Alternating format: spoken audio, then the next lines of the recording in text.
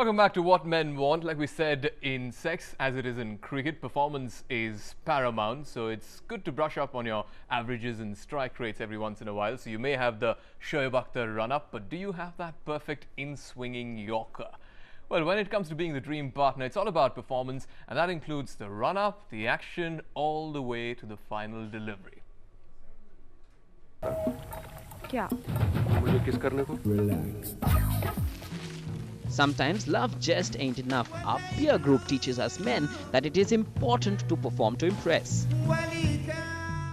When it comes to the average length of foreplay, it's Rule Britannica with UK at 17.44 minutes, followed by colonial cousins Australia with 17.20, Germany is at 16.92, Mexico at 16.91,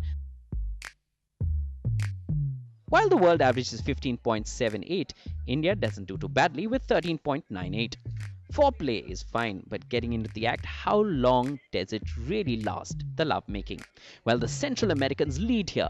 For the Mexicans, it's a whopping 23.17 minutes, followed by the Dutch with 22.42. Spain has 22.35 minutes, Brazil 21.89, France 21.71. While the world average is a little over 19 minutes, the Indians don't last too long, actually averaging half of that at 10.98. The specs on the AVSEQ times call for 100 milliseconds, okay? That's what we have on the prototypes. But the drive's coming off the line. Do you have the drives here? Either there's the chip or there's a bug in the drive Sanders, somewhere. answer my question. Denzel O'Connell, headlines today. All right, from foreplay to afterplay, how do Indians match up to their counterparts in the rest of the world? Well, we're also joined by three other special guests on this part of the show.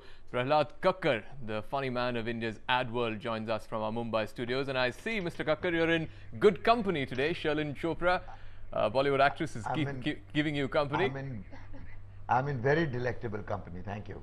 I mean, it's not very often that a TV channel offers me such high stakes on a national level, program where I can actually make an ass of myself, ogling at my compatriot on the left. All right, you can pay us later for that. We're also joined by Rahul Dev. He joins us from his residence in Mumbai.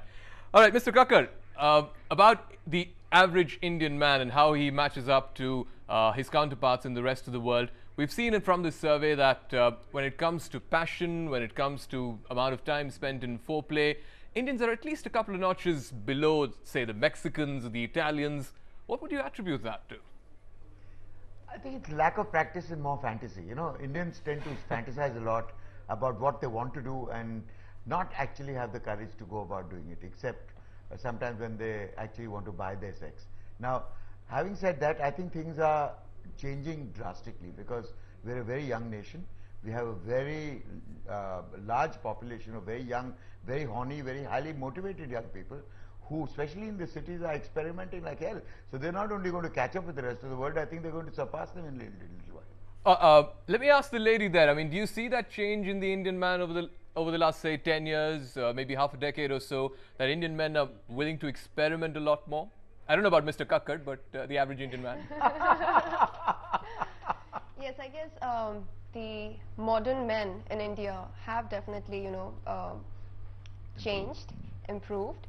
But then the conventional men all across the globe, they have this, fantasy for naive and girl next door kind of women. And the we also have our fantasy for men. the girl next door. No. They want to marry the girl next door. They don't definitely fantasize about them. They want that girl 24/7, even in bed. But then the unconventional men, they like the outrageous kind of girls. So all right, Rahul Dev, I don't know if you're the unconventional man, but as somebody who would be representative of the modern Indian man, what do you think has changed over the last, say, 10 years in the Indian man vis-a-vis his own expression of his sexuality?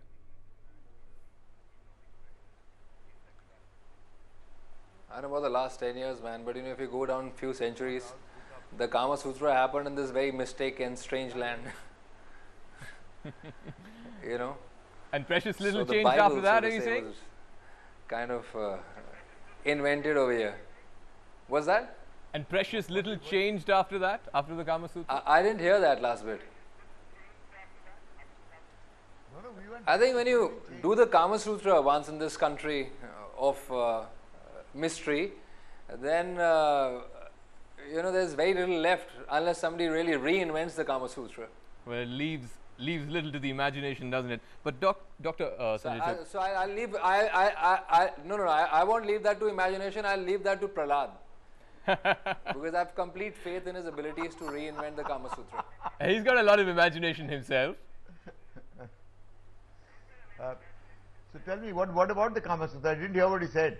Me, you know, I'm a really boring soul, you know. I'm too caught up with my stress factors in life. All right, we'll excite this a little more with Mr. Kakkar in just a moment, but I want to get a quick word from you, Doctor, about the average Indian man. Is he still as open to the idea of experimentation as some of his counterparts in the rest of the world are? Or is he still caught up in the past? The average Indian man, Yeah. not the Not the Prahlad Kakkar type. not the Prahlad Kakkar type. The average Indian man has not really sexually he's not evolved too much. He's not changed too Why much. is that?